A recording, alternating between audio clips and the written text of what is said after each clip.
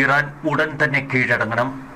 അമേരിക്കയും ഈ യുദ്ധത്തിൽ പങ്കുചേരുമെന്ന് ഡൊണാൾഡ് ട്രംപ് പ്രഖ്യാപിച്ചു. ഏതെങ്കിലും വിധത്തിൽ ഒരു പ്രകോപനത്തിന് ഇറാൻ ശ്രമിച്ചാൽ ശക്തമായ പ്രതികരണം അമേരിക്ക നൽകും. ഇറാനെ ശക്തമായി ആക്രമിക്കുമെന്നാണ് ഇപ്പോൾ അമേരിക്കൻ പ്രസിഡന്റ് ഡൊണാൾഡ് ട്രംപ് പറഞ്ഞിരിക്കുന്നത്.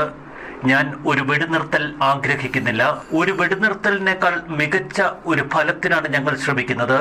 കാനഡയിൽ നടന്ന G7 ഉച്ചകോടിയിൽ നിന്ന് തിരിച്ചെത്തിയ ഡൊണാൾഡ് ട്രംപ് തന്റെ നിലപാട് വ്യക്തമാക്കി. ഞങ്ങൾ ആഗ്രഹിക്കുന്നത് ഒരവസാനമാണ്, യഥാർത്ഥ അവസാനം. ഒരു വെടിനിർത്തൽ ആവശ്യമില്ല. G7 ഉച്ചകോടിയിൽ നിന്ന് ഇറങ്ങിപ്പോകുന്നതിന് മുൻപ് സംഘർഷം ലഘൂകരിക്കാൻ ആഹ്വാനം ചെയ്യുന്ന G7 നേതാക്കളുമായി സംയുക്ത പ്രസ്താവനയിൽ ഒപ്പിടാൻ ട്രംപ് വിസമ്മതിച്ചു. വ്യക്തമായ കാരണങ്ങളുള്ളതുകൊണ്ട് തനിക്ക് നേരത്തെ വാഷിംഗ്ടണിൽ എത്തിച്ചേരണമെന്ന് ട്രംപ് അവിടെ പറഞ്ഞു. എയർഫോഴ്സ് 1-ൽ സംസാരിച്ച അദ്ദേഹം വെടിനിർത്തൽ കരാർ എന്ന ഫ്രഞ്ച് പ്രസിഡന്റ് ഇമ്മാനുവൽ